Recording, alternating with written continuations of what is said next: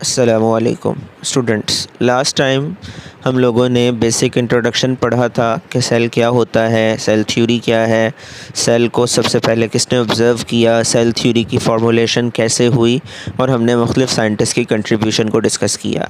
और हमने ये भी देखा कि सेल एक स्ट्रक्चरल एंड फंक्शनल यूनिट है कि जो मिलजुल के काम करते हैं और सेल्स में डिवीज़न ऑफ लेबर होती है।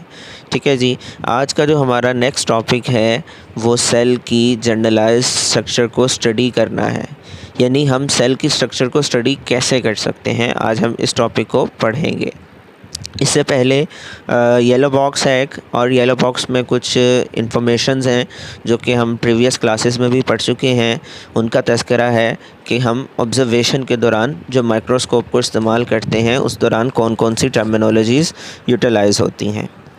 स्टूडेंट्स, ह्यूमन नेकेड आई दो पॉइंट्स के दरमियान फ़र्क कर सकती है जो कम अज़ कम 1 मिलीमीटर के फ़ासले पर हों, और ये हमारी आँख की रेजोल्यूशन कहलाती है। और इसको लेंस की मदद से बढ़ाया भी जा सकता है। रेजोल्यूशन के बारे में हम जानते हैं कि ये किसी भी जिस्म की, किसी भी आँख की लेंस की यह सलाहियत है कि वो दो एक साथ पड़े हुए ऑब्जेक्ट्स को अलग अलग पहचान सके। तो इंसानी आँख जो बग़ैर किसी आले के दो एक साथ मौजूद बॉडीज़ को डिफ़रेंशिएट कर सकती है, वो 1 मिलीमीटर के डिस्टेंस पे कर सकती है, और ये इंसानी आँख की रेजोल्यूशन है। उसके बाद जो सिंपल कंपाउंड माइक्रोस्कोप है उसकी रेजोल्यूशन 2 माइक्रोमीटर है, और ये हमारी आँख के मुकाबले में 500 गुना ज़्यादा है। कंपाउंड माइक्रोस्कोप बेसिकली एक टिपिकल लेबॉर्ट्री माइक्रोस्कोप है कि जिसके अंदर मुख्तलिफ़ मैग्नीफिकेशन पावर्स के लेंस होते हैं। इसके अंदर इस्तेमाल होने वाले ऑक्यूलर लेंस 5x और 10x पावर के हामिल हो सकते हैं।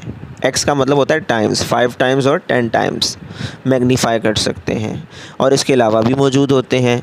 बिल्कुल इसी तरह मुख्तलिफ़ टाइप्स के ऑब्जेक्टिव लेंस भी मौजूद होते हैं कि जो कंपाउंड माइक्रोस्कोप में हेल्पफुल होते हैं, और उनकी पावर्स 20x, 40x और 100x तक हो सकती हैं। माइक्रोस्कोप की मैग्नीफिकेशन पावर मालूम करने के लिए ज़रूरी है कि हम ऑक्यूलर लेंस की पावर्स को ऑब्जेक्टिव लेंस की पावर से मल्टीप्लाई करें। तो इसीलिए एक माइक्रोस्कोप जिसमें 10x ऑक्यूलर लेंस है और 40x ऑब्जेक्टिव लेंस है, हम ये कह सकते हैं कि उसकी magnifying power 10 multiply by 40 is equal to 400x है, यानी कि वो 400 गुना बड़ा करके किसी भी बॉडी के साइज़ को दिखा सकती है। इलेक्ट्रॉन माइक्रोस्कोप की बात की जाए तो इलेक्ट्रॉन माइक्रोस्कोप में बीम ऑफ इलेक्ट्रॉन को सोर्स ऑफ इल्यूमिनेशन के तौर पर इस्तेमाल किया जाता है, यानी बीम ऑफ इलेक्ट्रॉन रोशनी पैदा करती है और उस रोशनी से अक्स लिया जाता है उस ऑब्जेक्ट का जिसे देखना मकसूद है, और उसके इमेज को बड़ा करके देखा जा सकता है। स्टूडेंट्स, रेजोल्यूशन ऑफ माइक्रोस्कोप की रेंज 2 से 4 एंगस्ट्रॉम के दरमियान है, और ये 500 गुना कंपाउंड माइक्रोस्कोप से ज़्यादा ताकतवर है, 500x मोर पावरफुल है, और ये 2.5 लाख गुना किसी भी जिस्म के इमेज को बड़ा करके दिखा सकती है। इसका मतलब ये है कि जो दो पॉइंट्स 2 to 4 एंगस्ट्रॉम के फ़ासले पर मौजूद हों, इलेक्ट्रॉन माइक्रोस्कोप उनको अलग अलग पहचान सकती है। एंगस्ट्रॉम क्या है? एंगस्ट्रॉम यूनिट है, मेजरमेंट है डिस्टेंस की। अब आ जाते हैं अपने असल टॉपिक की तरफ, structure of a generalized cell. किसी भी सेल की स्ट्रक्चर को लाइट माइक्रोस्कोप के साथ साथ इलेक्ट्रॉन माइक्रोस्कोप में भी स्टडी किया जा सकता है, और मॉडर्न टेक्नोलॉजीज़ हमें इस काबिल बनाती हैं कि हम सेल के मुख्तलिफ़ कंपोनेंट्स को उसके ऑर्गेनेलीज़ समेत मुख्तलिफ़ हिस्सों में डिफ़रेंशिएट कर सकते हैं, अलग अलग कर सकते हैं, ताकि उनकी बनावट को और उनके फंक्शंस को ईज़िली अंडरस्टैंड कर सकें। और इसके लिए जो टेक्निक इस्तेमाल होती है इसको सेल फ्रैक्शनेशन का नाम देते हैं। सेल फ्रैक्शनेशन के दौरान टिश्यूज़ को होमोजेनाइज्ड किया जाता है, या दूसरे अल्फाज में हम ये कहते हैं कि उनको अच्छी तरह मिक्स किया जाता है, स्पिन करवाया जाता है, रोटेट करवाया जाता है एक मशीन में जिसे सेंट्रीफ्यूज मशीन कहते हैं, और उसके नतीजे में सेल के मुख्तलिफ़ कंपोनेंट्स जिनका वेट डिफरेंट कंपोनेंट है जिनकी डेंसिटी डिफरेंट है, जिनका साइज़ डिफरेंट है, वो डिफरेंट लेयर में सेपरेट हो जाते हैं और हम उनको इजीली आइडेंटिफाई करके अल्ट्रा सेंट्रीफ्यूगेशन की मदद से पहचान सकते हैं, उनकी स्ट्रक्चर को समझ सकते हैं, उनके फंक्शन को अंडरस्टैंड कर सकते हैं।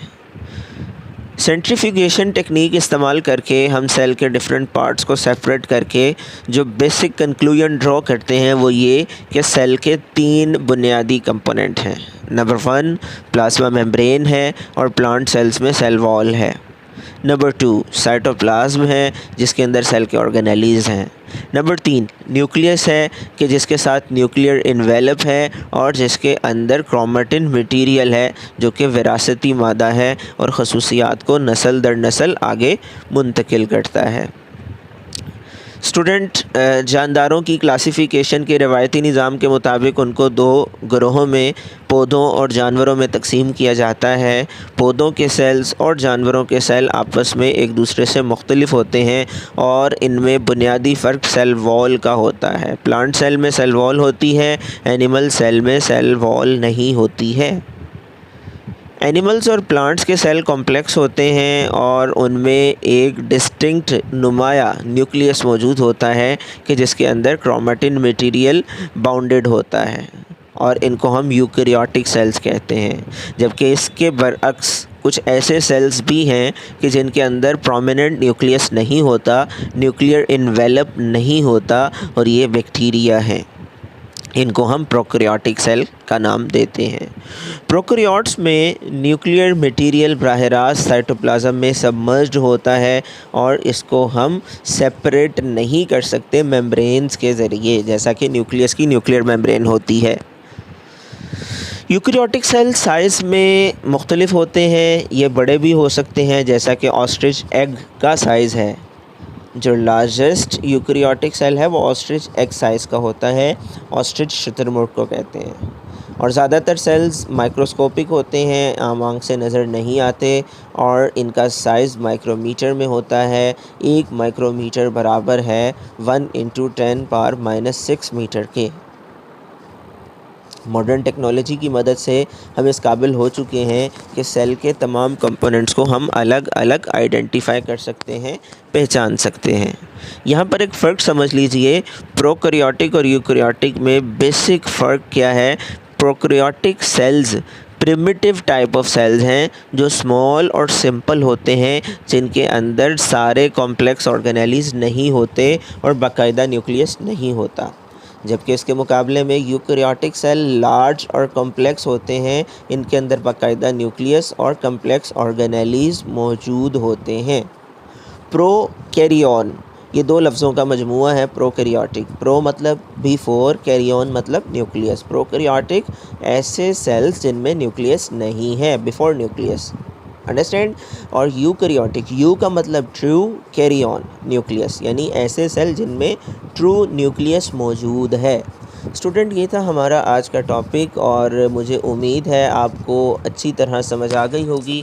अगले लेक्चर तक के लिए अपना ख्याल रखिएगा। अल्लाह हाफ़िज़।